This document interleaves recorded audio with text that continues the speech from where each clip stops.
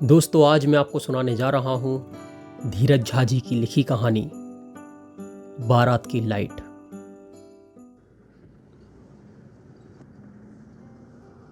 अरे तैयार हो जाओ सब, बाराती आ गए हैं।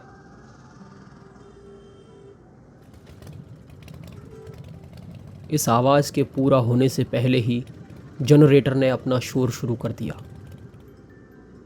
बारात में आई अमीरों और रोड लाइट उठाने वाले इन मजदूरों के बीच के इस रंगीन जैकेट वाले आदमी का आदेश पाते ही सभी लोग अपने सर पर रोड लाइट लेकर मुस्तैद हो गए। ओ अनिल बाबू, जरा जल्दी करवा दीजिएगा। एक बड़ी ही कमज़ोर आवाज़ ने पूरा दम लगाते हुए उस आदेश देने वाले के कानों तक पहुंचने की कोशिश की, मगर नाकाम रही। जिसके गले से एक कमज़ोर आवाज़ निकली थी, वो 60 से ऊपर का वो बेचैन सा लग रहा व्यक्ति बारात की ओर देखने लगा। रथ सज गया, धमाकेदार गीत बजने लगे। उस चौड़ी सी सड़क पर हर कोई जश्न मना रहा था। कोई अपने बेटे की शादी का, कोई भाई की, तो कोई भतीजे की, कोई भांजे की शादी का।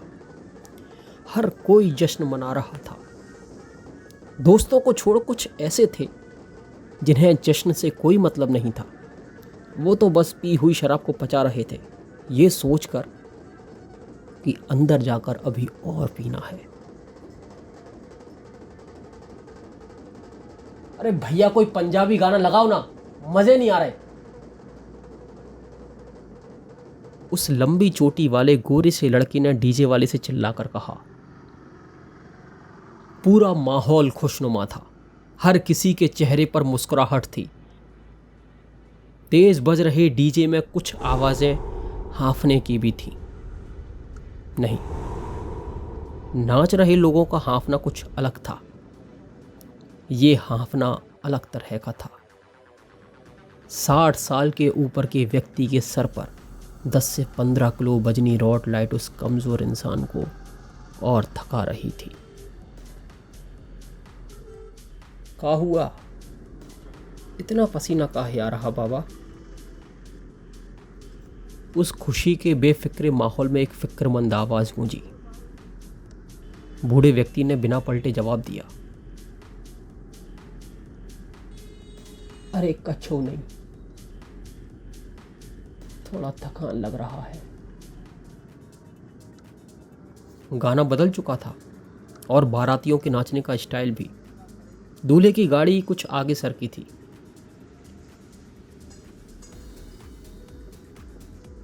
थोड़ा जरूरत था पैसे का, सोचे चले जाते हैं। बूढ़े बाबा की बात आधी रह गई।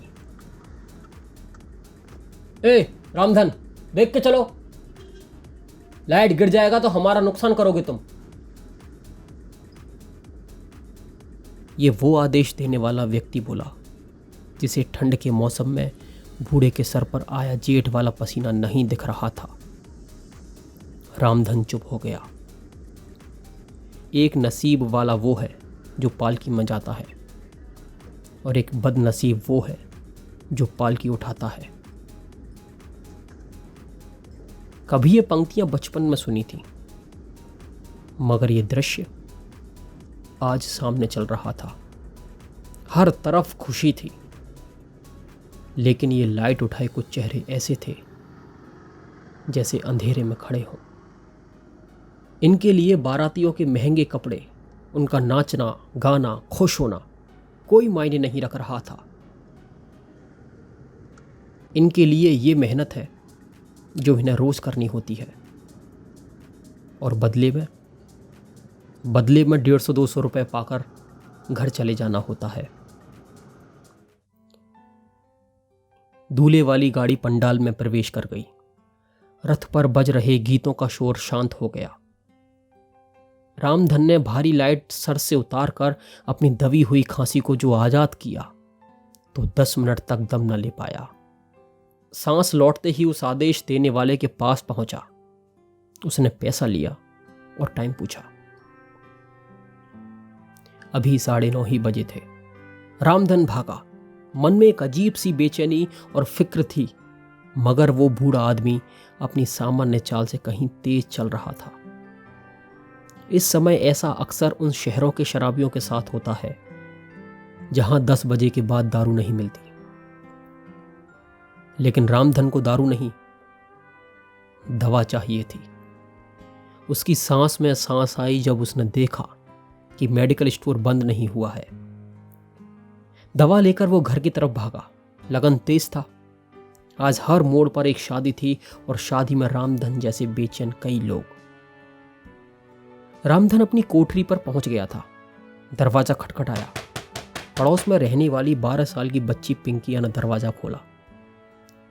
यहीं पास के सरकारी स्कूल में पढ़ती है।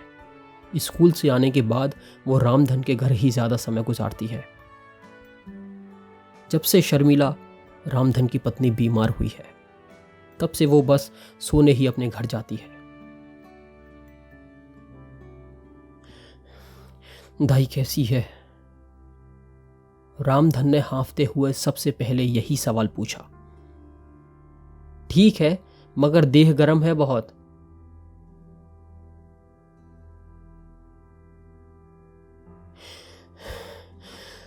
शर्मिला, कैसी हो? हम दवाई ले आए हैं। रामधन ने उसके सिरहाने बैठते हुए कहा। शर्मिला ने बूढ़े रामधन से भी ज्यादा कमजोर आवाज में कहा,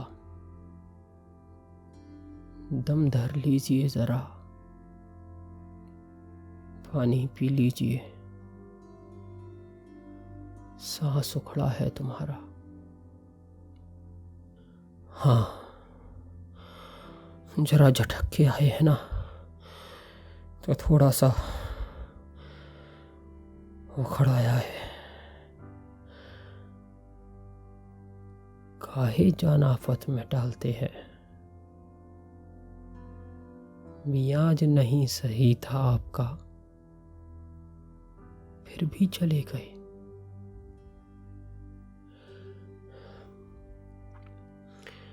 दवाई खत्म हो गया था तुम्हारा, जाना जरूरी था। अरे 1-2 दिन में हम मर नहीं न जाते। ऐसा नहीं बोलते शर्मिला। रामधन इस बात पर मायूस हो गया। शर्मिला चुप हो गई और रामधन खाने का इंतजाम करने में जुट गया। रामधन की मदद करने वाले बहुत हाथ थे, लेकिन सभी उसके जैसे ही। सब जान से मदद कर सकते थे, लेकिन पैसों में तो लगभग सबका एक जैसा ही हाल था। अब रमेश को ही देख लो। वो कभी खाने की दिक्कत नहीं आने देता। हलवाइयों के साथ सट्टे पर जाता तो कुछ न कुछ रामधन के लिए ले ही आता। आज भी उसी ने खाने की चिंता दूर कर दी थी। थोड़ा बहुत खाने के बाद रामधन जैसे ही लेटा, वैसे ही खांसी उखड़ना चालू हो गई। रामधन की खांसी तो बस एक बार शुरू होती तो जल्दी रुकने का नाम ही नहीं लेती। कहे थे मत जाओ, हमारे चलते कितना दिक्कत सहना पड़ता है। अगर हमारा दवाई का खर्चा नहीं होता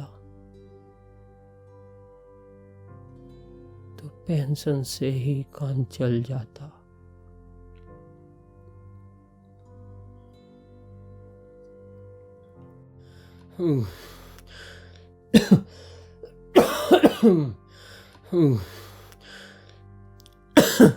बहुत बोलती हो तुम।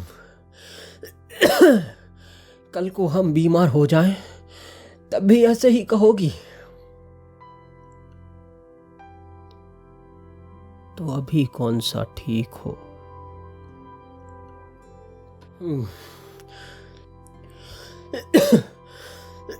अभी सोने का कोशिश करो, नींद आ जाएगा तो कुछ आराम मिलेगा।